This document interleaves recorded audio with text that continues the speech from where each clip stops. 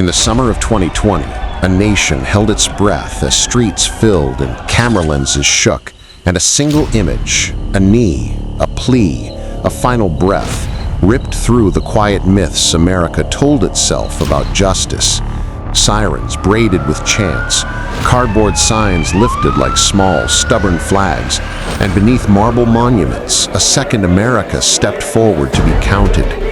In Washington, night air hummed with voices demanding what the daylight had long postponed: accountability, dignity, equality.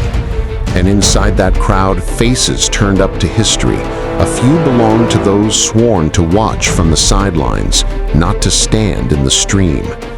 This is the story of what it costs to choose conscience over protocol, neutrality over empathy, and how a badge can feel heavier than a brick when the streets begin to move.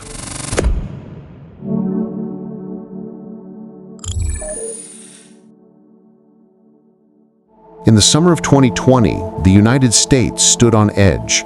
George Floyd's death beneath a Minneapolis officer's knee ignited a nationwide surge of grief, fury, and resolve.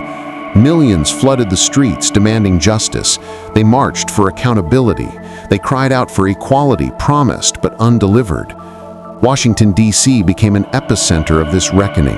Blocks from the nation's power, thousands gathered under monuments telling one story of America. In the streets, another story was being written in real time. Amid the demonstrators, one presence drew quiet attention. They were not ordinary citizens, nor activists, students, or clergy.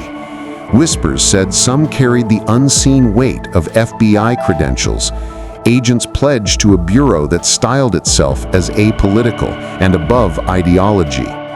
Yet on those nights, some stepped from silence into the crowd. They chose to stand beside people demanding a new civil rights chapter. For the bureau, that choice crossed a bright line. An internal investigation followed in the ensuing years. It probed whether off-duty marching breached rules of impartiality. Where citizens saw conscience, the institution read conflict. By late 2025, several agents were dismissed, sources said. Careers ended, badges surrendered, ties to the bureau severed. The message rang clear: neutrality is not optional. This was hardly a first in America's security history. Uniformed figures have long wrestled duty against conscience.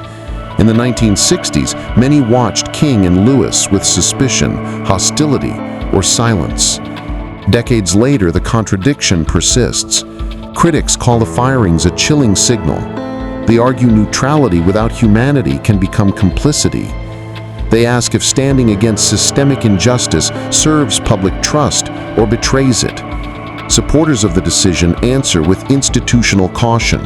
They insist the institution cannot risk even the appearance of taking sides. In a divided country, visible protest invites doubt into every case. Every verdict could be questioned, every agent labeled biased.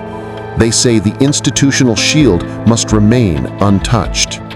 For the agents, risk was never abstract.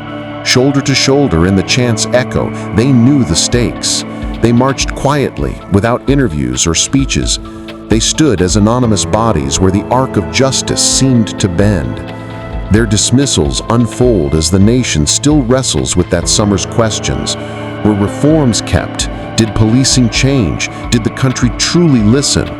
Civil rights leaders see a struggle inside the very halls of power. And the shadow that follows reminds that duty and dissent still collide.